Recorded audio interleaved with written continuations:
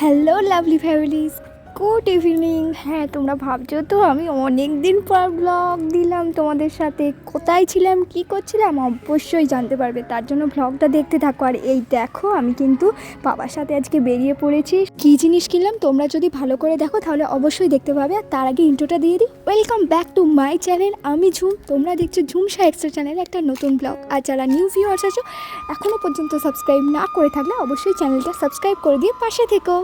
কি তোমরা কি কেউ দেখতে পেলে, গেস করতে পারলে অবশ্যই কমেন্ট করে জানিও। কালকে একটা সারপ্রাইজ প্ল্যান করা হয়েছে। হ্যাঁ, পুরোটাই প্ল্যান আমি করেছি, আর সেই জন্যই বিকেলবেলা আমরা বেরিয়ে পড়েছি। এখান থেকে যাব কসমেটিক্সের দোকানে, সেখানে ছোটোখাটো কিছু জিনিস কিনবো, তারপর তোমাদের সাথে দেখা হবে। সোনার দোকানের এই জিনিসটা তো কেনা হয়েই গেল, যেটা আমি ভেবে রেখেছিলাম। এরপর সব কেনাকাটা করে বাড়ি চলে এসেছি। আর বাড়ি চলে আসার পর মাও দেখি মোমো নিয়ে এসেছে, আর মোমো ওই জন্য সবাই মিলে আমরা খেয়ে নিচ্ছি।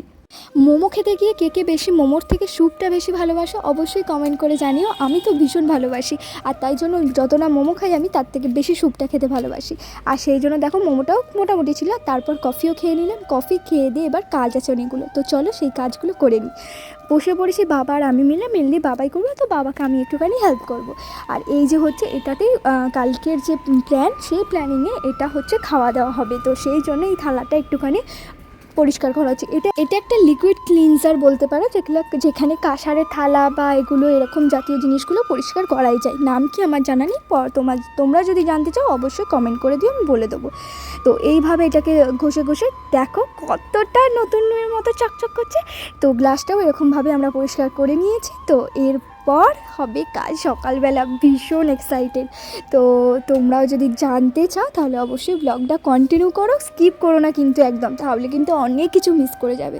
কসমেটিক্সের দোকানে আমি কিনেছিলাম একটা চুড়ি, একটা টিপ, আর মাথার হেয়ার ব্যান্ড কিনেছিলাম। হ্যাঁ, যেগুলোর ক্লিপ তুলতে আমি কিন্তু ভুলে গেছি, সরি গো। আর কদিন ধরে ব্লগ দেওয়া হচ্ছে না, তার জন্য এক্সট্রিমলি সরি। চলো, কাল সকালে আবার দেখা হচ্ছে, আর ব্লগটাও কন্টিনিউ হচ্ছে। তোমরা কিন্তু স্কিপ না করে একবারে দেখতে থাকো।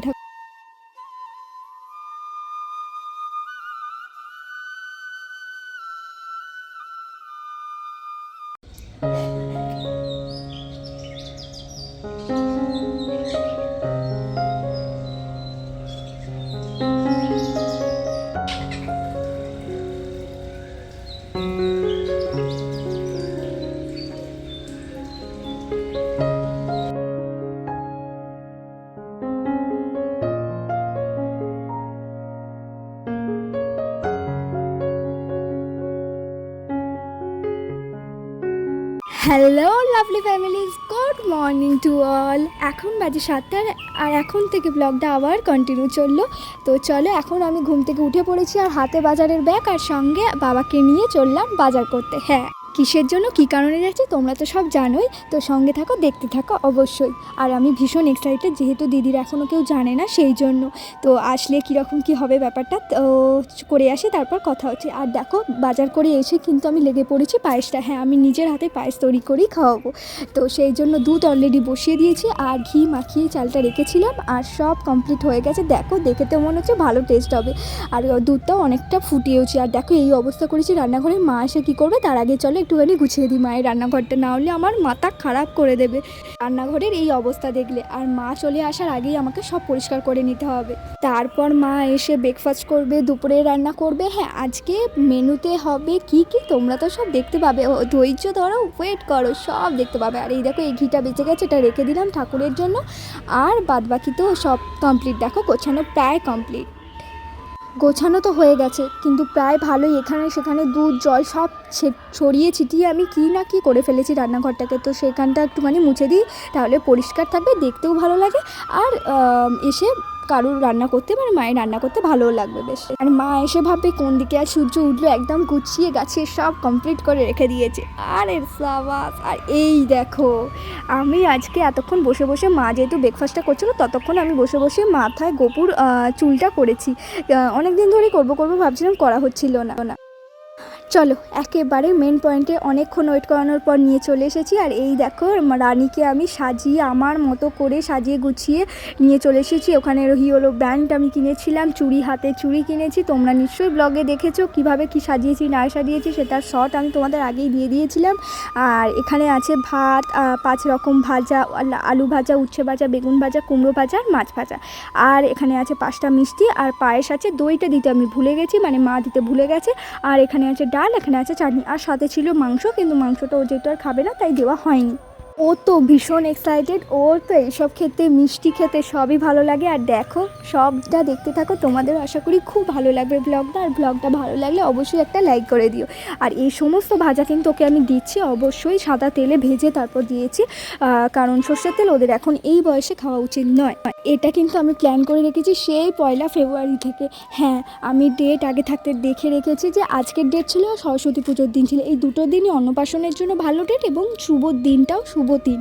তো সেই ক্ষেত্রে আলাদা করে কোনো টাইম ফিক্সড করা ছিল না, তুমি সারাদিনের মধ্যে যখনই দিতে পারো। সেক্ষেত্রে আমি রবিবারটাই বেজেছি, তো রবিবার সবাই থাকবে, বেশ আরও জমজমাট করে আনন্দ করা যাবে। কাকা বুড়িদের মতো বসে আর দুলছে, দেখো না চকলেটটা কীভাবে নিল দেখলে চুজ করে। আমি তো জানি ও একদম পাকা। কিভাবে কি সাজাবো, কি প্ল্যানিং করব, কি মেনু হবে, সবটাই যা করেছিলাম আমি ভেবেছিলাম সবটাই ফুলফিল করতে পেরেছি। শুধু মাথায় একটা গাছড়ার মতো ফুল দিয়ে যেগুলো হয় না, তো সেই রকম আমি ভেবেছিলাম করব, বাট ওটা হয়নি, কারণ ওটা আমি পাইনি, সেই কারণেই আর কি। আর বাদ বাকি তাই জন্য আমি ওখানে মাথার ব্যান্ড লাগিয়ে দিয়েছি। আর যদিও আমি কিনেছিলাম মাথার ব্যান্ড লাগাবো বলে, তবু ওটার ওপরেই একটা গাছড়ার মতো দেবো ভেবেছিলাম, তো সেটা হয়নি, কি আর করা যাবে। তো স্কিপ করে দিয়ে বাদ বাকি সবটাই। আর মাছ ভাজার ভেতরটা এখন খাইয়ে দিচ্ছি, যেটা ও খেতে ভালোবাসে। আর ওপরে তেল জাতীয় ওটা দিতে নেই, তো সেই জন্য দিচ্ছি না। ও তো ভীষণ মজা হয়ে দুলতে শুরু করে দিয়েছে, তোমরা দেখতেই পাচ্ছ। আর আমারও খুব ভালো লাগছে, আমি যা যা সমস্ত ভেবেছিলাম সবটাই করতে পেরেছি বলে।